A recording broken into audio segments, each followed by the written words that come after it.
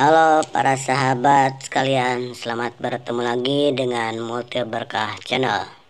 Kali ini saya akan menyampaikan ulasan pidato atau pernyataan dari Bapak Dr. Haji Saiful Hadi. Beliau adalah Direktur Rumah Sakit di Tuban. Beliau akan menyampaikan tentang bagaimana cara mengenali gejala-gejala COVID-19 atau Corona dan cara penanggulangannya atau cara menjaganya agar kita terbebas dari COVID tersebut. Selamat menonton. Jangan lupa ya, klik channel like, kemudian subscribe dan loncengnya, dan boleh beri komentar pada video ini. Selamat menyaksikan. Saya selaku Direktur Rumah Sakit RSUD R. Kusma Tuban, dan juga saya mempunyai pengalaman di dalam menangani daripada pasien COVID, baik itu pasien pribadi, pasien yang ada di rumah sakit, maupun keluarga saya sendiri. Jadi yang pertama yang harus kami jelaskan bahwa COVID-19 ini adalah bukan penyakit aib, bukan penyakit kutukan, tetapi memang coronavirus ini ada, dan barangnya itu ada, cara penularannya sudah diketahui, cara pencegahan sudah diketahui, juga pengobatan sekarang ini adalah sudah juga diketahui. Sehingga masyarakat saya sampaikan bahwa sekali lagi virus corona ini benar adanya, bukan penyakit aib atau bukan penyakit kutukan, dan bisa menyerang siapapun, masyarakat umum, para pejabat, tokoh agama, ulama, cendekiawan, semuanya terkena. Karena itu saya akan menyampaikan beberapa pengalaman untuk penyakit corona ini. Yang penting diketahui bersama, kita harus bisa mengenal secara dini tanda-tanda daripada kalau kita terinfeksi virus corona. Saya ambil contoh, ini adalah virus corona. Barangnya kalau dibesarkan seperti ini, ada semacam paku-paku yang ada di dalamnya. Virus corona ini adalah pintu masuk utamanya adalah melalui hidung, melalui mulut. Tidak ada jalan yang lain, paling utama. Sehingga perlindungan kita adalah bagaimana melindungi hidung kita dan mulut kita dari kemasukan daripada virus corona.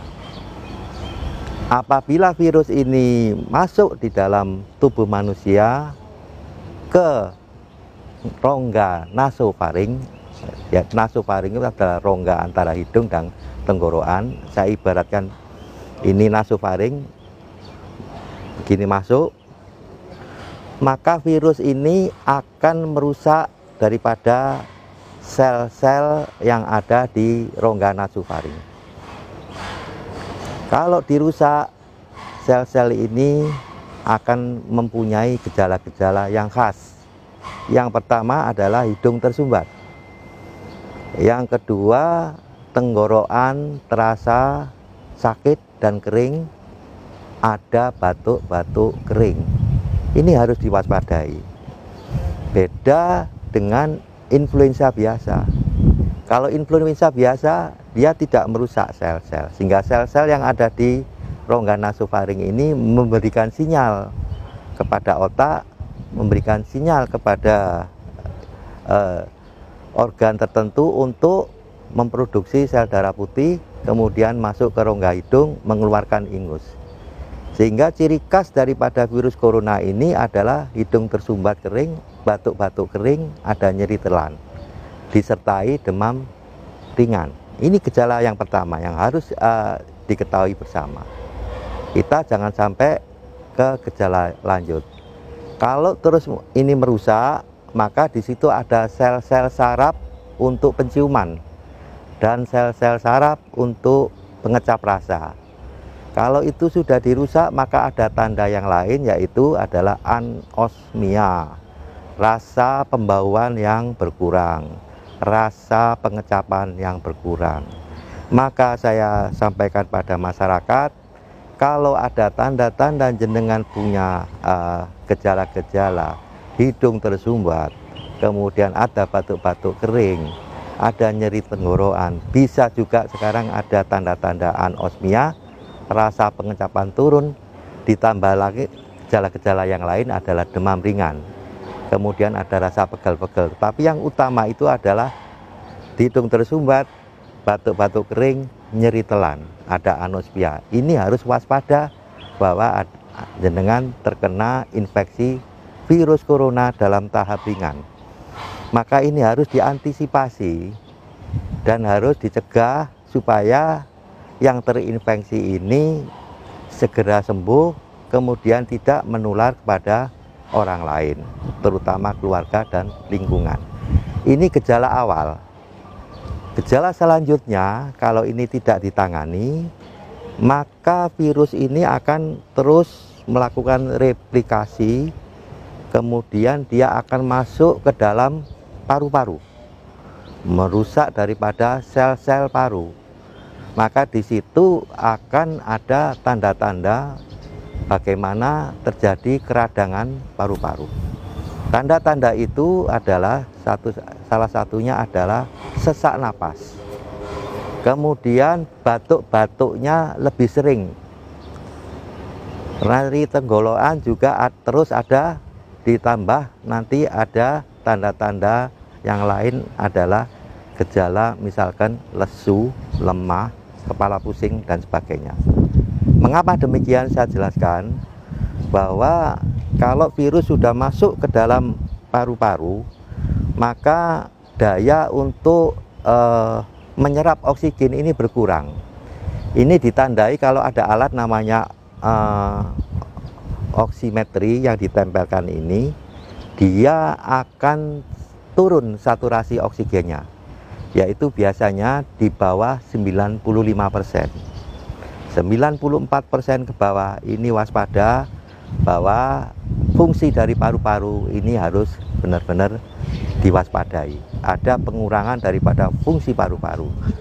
Normal daripada seseorang untuk saturasi oksigen yang ada di tubuh kita adalah 95% ke atas. Normalnya biasanya adalah sekitar 97, 98, 99.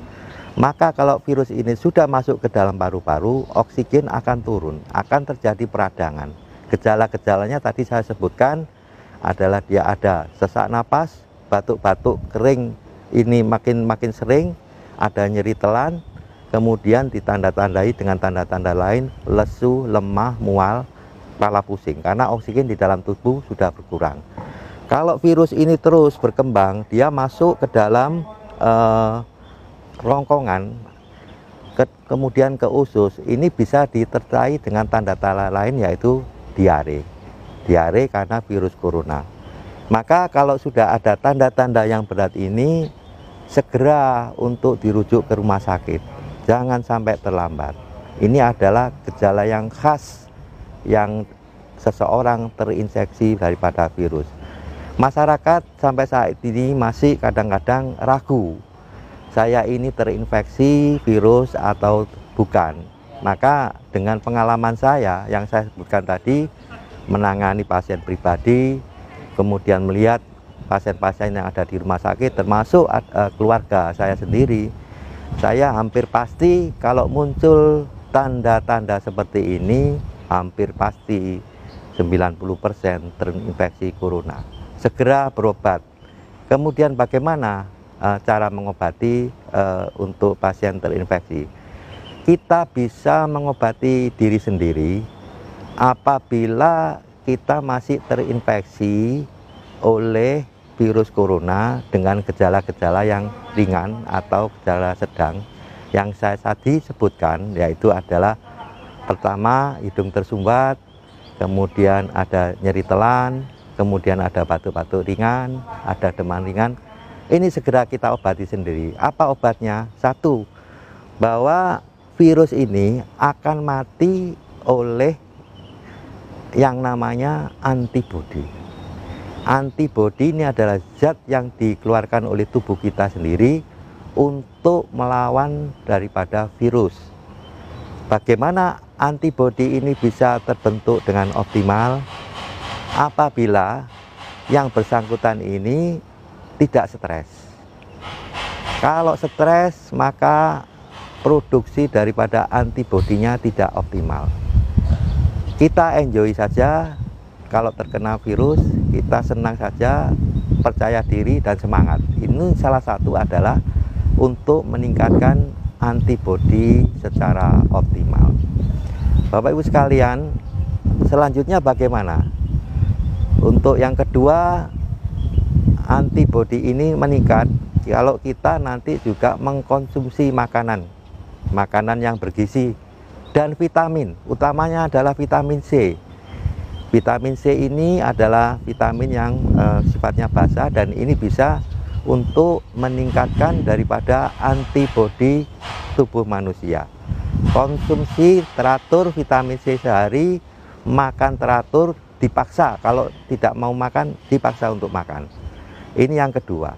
Yang ketiga, olahraga. Wajib ini olahraga, terutama di pagi hari dengan sinar matahari, olahraga ringan, senam ringan, jalan-jalan. Ini salah satu adalah untuk menguatkan daripada antibodi.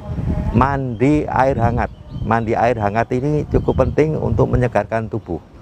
Nah, kalau itu nanti bagaimana? Ini tanda-tanda daripada kalau virus ini menghilang. Kalau kita terinfeksi awal, kemudian kita melakukan itu pengobatan seperti itu, maka nanti 7 hari kita sudah merasakan bahwa kita sudah mulai bugar. Ada lagi satu daripada obat untuk membunuh virus yang mungkin Bapak Ibu sekalian ini adalah murah, kemudian bisa didapat di mana saja, dan ini bisa dipraktekkan untuk pengobatan, yaitu minyak kayu putih. Minyak kayu putih. Jadi virus ini mati kalau di kita dia terkena sabun, dia terkena alkohol, dia terkena perhidrol, dia terkena betadin, dia terkena minyak kayu putih.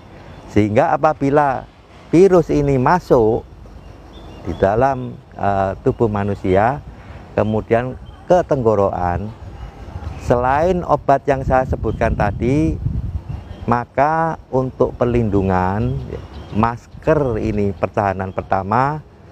Kalau masker ini masih tembus, mohon maaf, masker ini hanya bisa menyaring 80% dan harus diganti minimal 6 jam, jangan lebih. Kalau lebih 6 jam ini virus mudah menerobos, sehingga masker ini harus tiap 6 jam diganti. Kalau pakai masker seperti ini 20%, virus masih bisa masuk ke tenggorokan.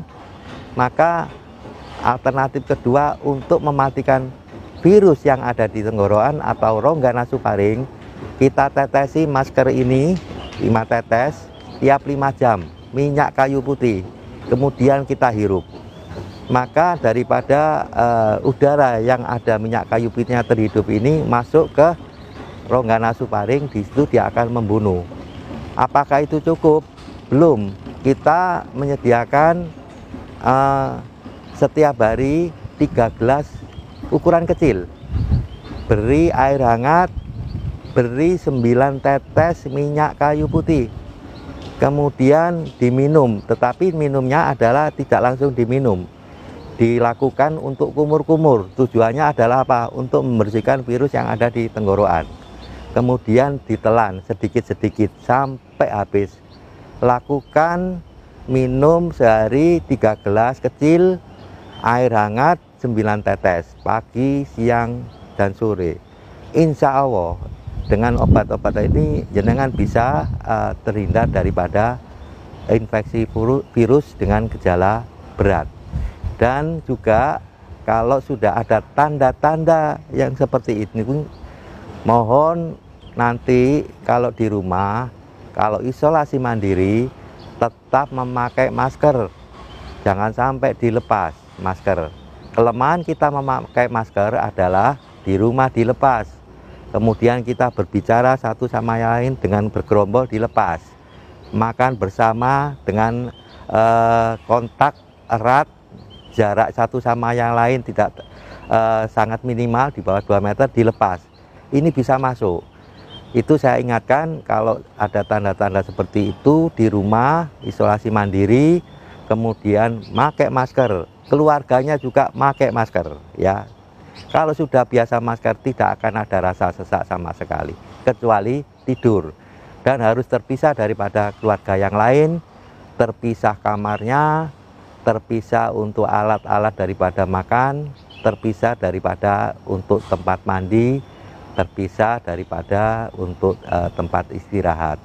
Jadi itu yang dilakukan kalau itu ada dengan terkena gejala infeksi virus ringan. Kalau sudah berat harus dirujuk di rumah sakit.